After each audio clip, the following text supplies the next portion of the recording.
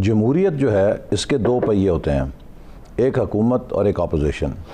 اور جمہوریت کی اسپرٹ یہ ہوتی ہے کہ آپ اپنے اختلاف کے باوجود ایک ورکنگ ریلیشن شپ قائم کرنے کی صلاحیت رکھیں. اسی سے پلورلزم جو کہتے ہیں کہ وہ یہی ہے کہ آپ یہ نقطہ نظر تسلیم کریں کہ جیسے آپ کے پاس حق ہے کہ آپ اپنی رائے رکھیں، دوسرے کے پاس بھی حق ہے کہ وہ اپنی رائے رکھے. اختلاف ہو سکتا ہے اور اس اختلاف کے باوجود آپ دونوں ایک ہو سکتے ہیں یا آپ دونوں مخلص بھی ہو سکتے ہیں. ہم نے اپنی حکومت میں اس کی مثال قائم کی. جب ہم 2013 میں آئے تو آپ کو پتہ ہے کہ بڑا سپلٹ مینڈیٹ تھا. کے پی میں پی ٹی آئی تھی اور سندھ کے اندر پیپلز پارٹی تھی، اور جو بھی کلیدی قومی معاملات تھے اس پہ ہمیشہ وزیر اعظم نواز شریف نے خود فرنٹ سے لیڈ کیا. اگر آرمی پبلک سکول پہ حملہ ہوا تو 24 گھنٹے میں ساری قیادت کو اکٹھا کیا، عسکری قیادت ساتھ بٹھائی اور نیشنل ایکشن پلان بن گیا. اگر سی پیک کا معاملہ تھا تو 2 دفعہ ایک نیشنل لیول کی انہوں نے سمٹ کی اور سب کو اکٹھا کیا اور ہم نے کنسنسس پیدا کیا. اگر ملٹری کورٹس کا معاملہ تھا تو خود نواز شریف صاحب نے تمام اپوزیشن لیڈرز کو مدعو کیا، ان کے ساتھ بیٹھے، انہیں قائل کیا اور اس کے اندر ایکسٹینشن لی. یعنی کہ کوئی بھی جو قومی معاملہ ہوتا تھا اس کے اوپر پرائم منسٹر ہمیشہ لیڈ لیتے تھے اور قومی قیادت کو اپنے ساتھ بٹھاتے تھے. یہاں پر اب معاملہ یہ ہے کہ جو شخصیت وزیر اعظم کے طور پہ ہم پہ بٹھائی گئی، میں تو کہوں گا مسلط کی گئی، انہوں نے پہلے دن سے اپوزیشن کو اپنے سے کمتر یا خود کو اس سے بالاتر ایک نارسسسٹ کے طور پہ دیکھا ہے. اور آپ نے دیکھا کہ بالا کوٹ پہ انڈیا نے ہمارے انٹروژن کی ہوائی حدود کی، اس موقع پر بھی وہ اپوزیشن کے ساتھ نہیں بیٹھے. آرمی چیف نے بیٹھ کے بریف کیا لیکن پرائم منسٹر نہیں آئے. کشمیر کو مودی نے یک طرفہ طور پہ اینیکس کر لیا، جو کہ اتنی بڑی چیز ہے جو 72 سال میں کبھی نہیں ہوئی تھی.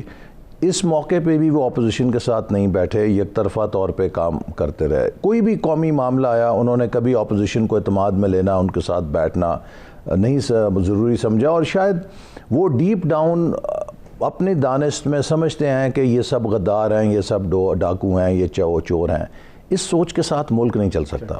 ایک جو ایاز صادق صاحب کی سٹیٹمنٹ ہے اس کے حوالے سے میں کہوں گا کہ یہ حکومت ایک بہت خطرناک کھیل کھیل رہی ہے. جیسے جب یہ اپوزیشن میں تھے تو انہوں نے ہمارے خلاف مذہبی کارڈ کھیلا تھا اور میں اس کا نشانہ بنا تھا. یہ اللہ کا خاص کرم ہے، میری لوگوں کی دعائیں تھیں، میری ماں کی دعائیں شاید میرے ساتھ تھیں کہ میں زندہ بچ گیا.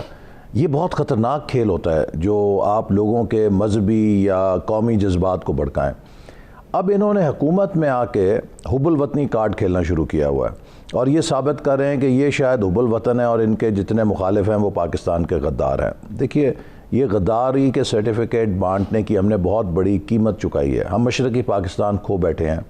ہم نے بابا قوم قائد اعظم کی ہمشیرہ جن کی تحریک پاکستان میں گراں قدر خدمات تھیں، شاید اگر وہ نہ ہوتی تو قائد اعظم یہ کامیابی حاصل نہ کر سکتے، ان کو بھی غداری کا سرٹیفکیٹ دیا.